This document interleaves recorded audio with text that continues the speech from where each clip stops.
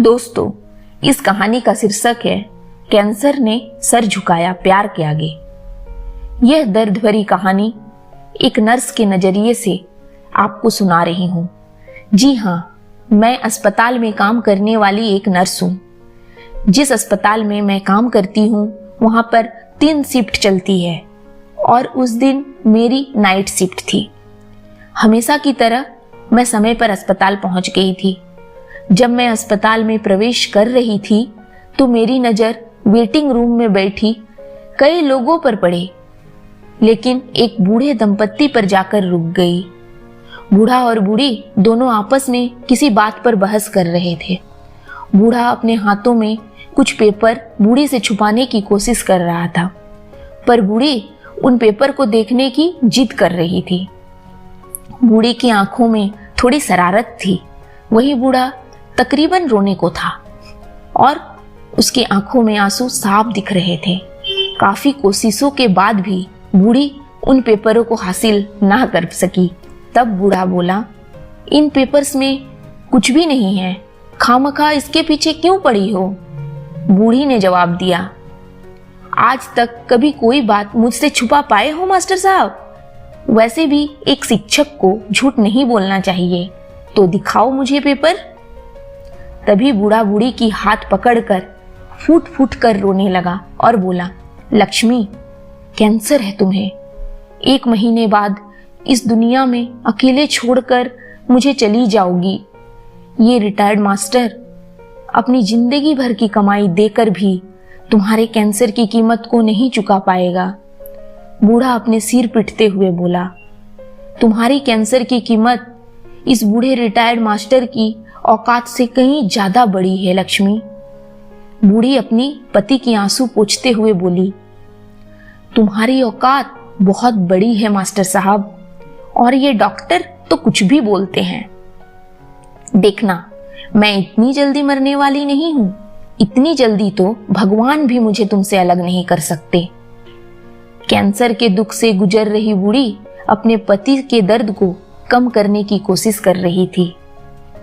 वो अपने पति को गले लगाकर कह रही थी कि अभी तो मत रोइए, अभी मैं जिंदा हूं।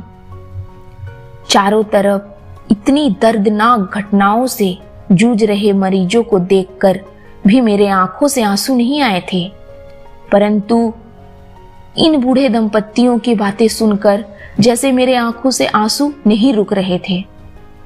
ऐसा लग रहा था जैसे बूढ़ी अपनी कैंसर होने के दर्द को पूरी तरह से छिपाना चाहती हो तथा इधर उधर की बातें करके अपने पति के दर्द को भी कम करना चाह रही हो।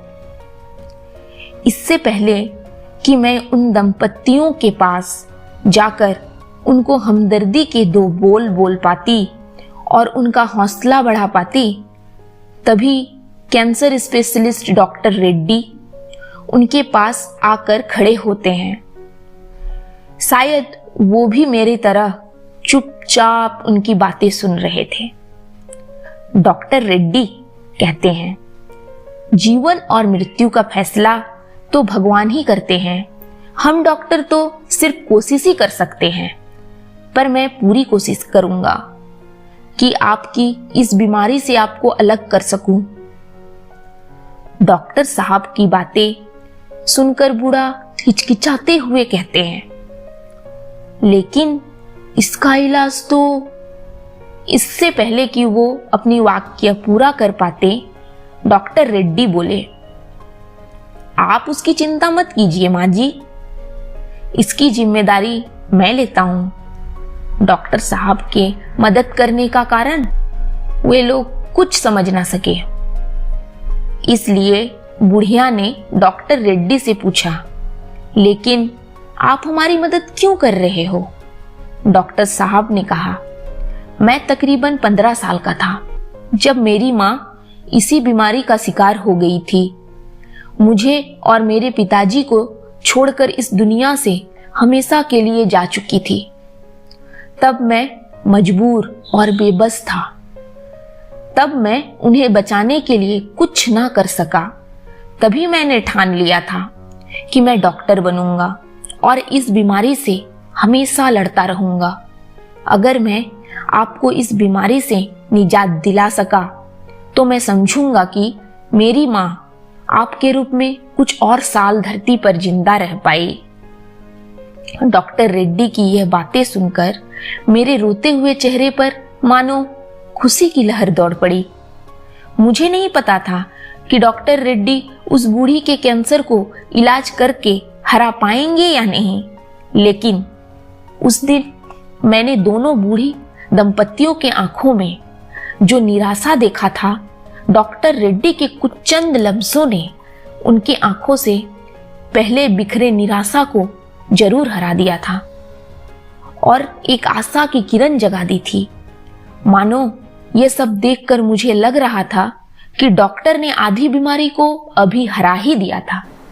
दोस्तों, अगर आपको ये कहानी पसंद आई हो तो इस वीडियो को लाइक करें और मेरे चैनल को सब्सक्राइब करें। धन्यवाद।